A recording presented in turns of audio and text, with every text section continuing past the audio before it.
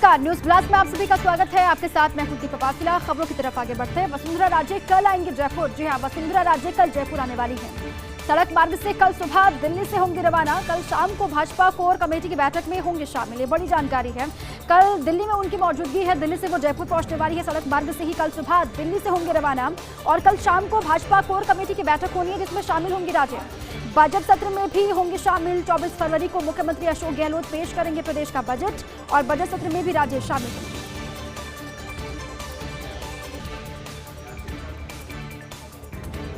प्रदेश में 4 विधानसभा सीटों पर उपचुनाव होने हैं। विधानसभा उपचुनाव को लेकर कांग्रेस भाजपा की रणनीति तैयार हो रही है। प्रदेश में 4 विधानसभा सीटों पर उपचुनाव होने हैं। विधानसभा उपचुनाव की रणनीति को लेकर लगातार जोर आजमाइश भी चल रही है भाजपा कांग्रेस की। कानून, महंगाई, पेट्रोल डीजल के बढ़ते दामों को बनाएगी मुद्दा और साथ ही वहीं भाजपा कर्ज माफी, विकास को बनाएगी मुद्दा। बिजली की दरें बढ़ने और बेरोजगारी भत्ते का मुद्दा भी भाजपा उठाने जा रही है। जब सदन की कार्यवाही फिर से चलेगी तो फिर अलग अलग मुद्दों को लेकर सरकार को घेरने की कोशिश विपक्ष की होगी। इसी पखवाड़े में चुनाव आयोग कर सकता चुनावों की तारीखों का ऐलान भी। उम्मीद यह है कि चुनाव आयोग इसी पखवाड़े में चुनाव की तारीखों का ऐलान भी कर सकता है। सुजानगढ़, वल्लभनगर, सहाड़ा, राजसमंद में विधानसभा के उपचुनाव होने हैं, जिसकी तैयारियां चल रही हैं और कांग्रेस बीजेपी दोनों ही तैयार है चुनाव को लेकर।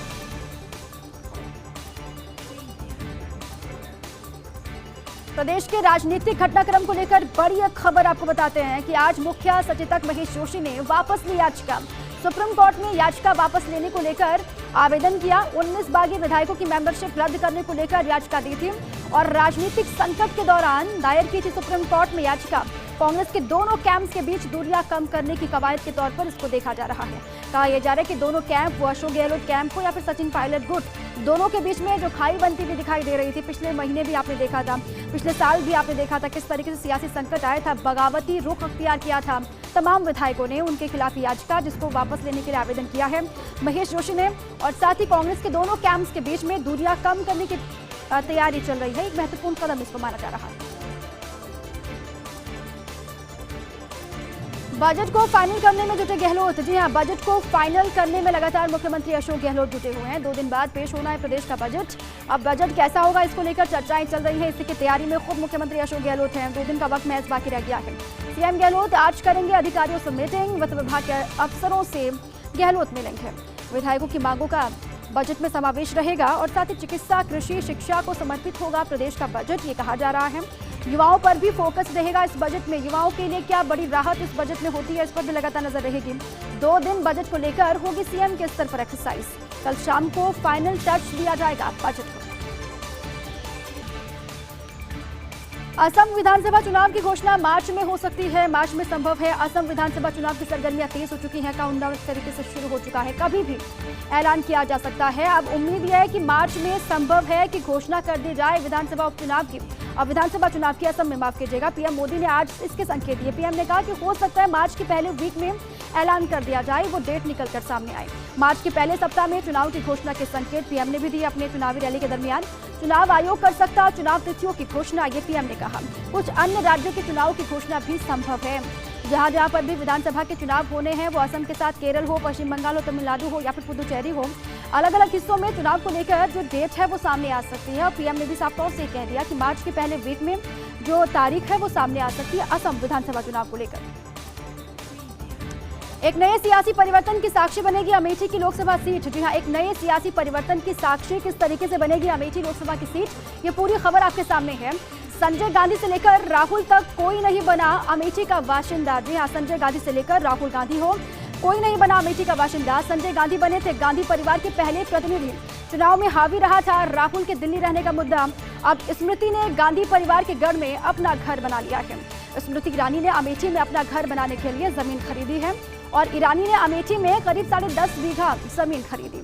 इस पर घर अब जन सुनवाई के लिए कैंप कार्यालय भी बनाया जा रहा है। इस घर पर जन सुनवाई भी होगी, कहा जा रहा है। जो घर तैयार होगा बनकर, वहां पर जन सुनवाई की जाएगी। 1980 से 2019 तक गांधी परिवार का गढ़ रही अमेठी की लोकसभा सीट अब बीजेपी के खाते में है। पिछली बार विधानसभा के जब चुनाव हुए तो उसमें भी नजर हालांकि रही थी कांग्रेस की भी। उसके बाद जब लोकसभा की तरफ से चुनाव हुए तो फिर स्मृति ईरानी किस तरीके से वहां पर जीती, राहुल को किस तरीके से हार का सामना करना पड़ा। उसके बाद अभी बड़ी खबर सामने है कि वहीं पर घर बनाकर रहने की जुगत में है स्मृति ईरानी। राजनीतिक गलियारों में जेपी नड्डा को लेकर चर्चाएं चल रही हैं। सियासी गलियारों में जेपी नड्डा को लेकर भारतीय जनता पार्टी के राष्ट्रीय अध्यक्ष जेपी नड्डा, जिनको लेकर राजनीतिक गलियारों में कई तरह की चर्चाएं चल रही हैं। नड्डा की तुलना की जा रही मोतीलाल वोरा से। अब नड्डा की तुलना मोतीलाल वोरा से की जा रही है, जो सीनियर लीडर्स थे, कांग्रेस के सीनियर लीडर के तौर पर उनकी पहचान थी नड्डा में बताई जा रही वोरा जैसी क्वालिटी। और साथ ही वोरा कांग्रेस पार्टी में आजीवन रहे पावर में, और अब मोतीलाल वोरा से कंपेयर किया जा रहा है भारतीय जनता पार्टी के राष्ट्रीय अध्यक्ष जेपी नड्डा को, और ये भी कि अब उन्हीं की तरह क्वालिटी नड्डा में भी दिखाई दे रही है।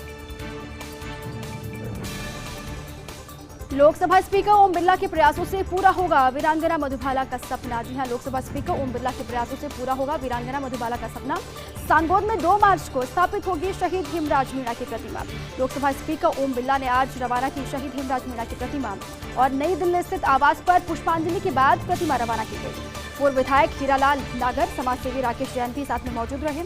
2 मार्च को प्रतिमा स्थापना कार्यक्रम में उपस्थित रहेंगे ओम बिरला।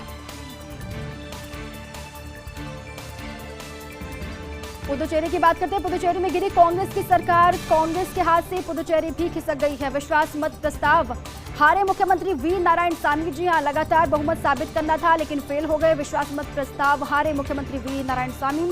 फ्लोर टेस्ट से एक दिन पहले ही लगा था बड़ा झटका। कांग्रेस के एक और डीएमके के एक विधायक ने इस्तीफा दे दिया था। बहुमत के लिए जरूरी आंकड़े से नीचे पहुंची थी 12 पर। कांग्रेस 33 सीटों वाली सदन की मौजूदा संख्या अब 26 रह गई थी। ऐसे में बहुमत के लिए जरूरत थी कम से कम 13 विधायकों की, लेकिन महज संख्या 12, जिसके बाद सियासी संकट और फिर सरकार गिर गई है पुदुचेरी में कांग्रेस की।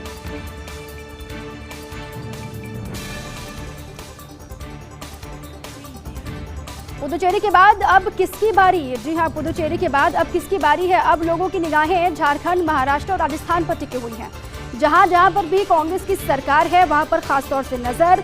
अब हालांकि अगला राज्य कौन होगा? महाराष्ट्र, राजस्थान, झारखंड, लेकिन इन राज्यों में कब शुरू होगा ऑपरेशन? अप्रैल मई में होने वाले 5 राज्यों में चुनाव से पहले या बाद में होगा? इसके अलावा ऑपरेशन ये भी कहा जा रहा है कि ऑपरेशन कब होगा। अब हर किसी की निगाहें ऑपरेशन करने वाले लोगों के अगले कदम पर टिकी हुई है। अलबत्ता राजस्थान में एक बार ये लोग हो चुके हैं फेल।